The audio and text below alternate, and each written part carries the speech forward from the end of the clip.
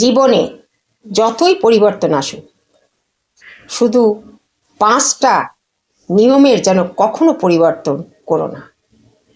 1, মনে রাখা দরকার, মুখের থেকে বেরোনো শব্দ এক একটা শক্তি, আর সেই শক্তির ওপরেই কিন্তু ভালোবাসা নির্ভর করে। প্রতিটি শব্দর অ্যাকশান যেমন থাকে, তার রিয়াকশানও কিন্তু সেই রকম। এমন কিছু কাজ করা উচিত নয় যা সারা জীবন পরিশ্রম করা সত্ত্বেও সব নষ্ট করে দেয়।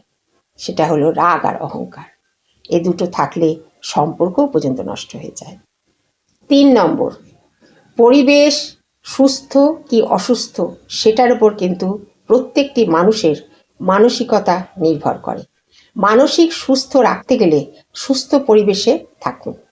4 নম্বর, জীবনে চাহিদা থাকতেই পারে, সেটা প্রত্যেকেরই থাকে, কিন্তু অতিরিক্ত চাহিদা মেটাবার জন্যে অসৎ পথ অবলম্বন করবেন না। এতে জেনে শুনে বিষ পান করার মতোই হবে এটা।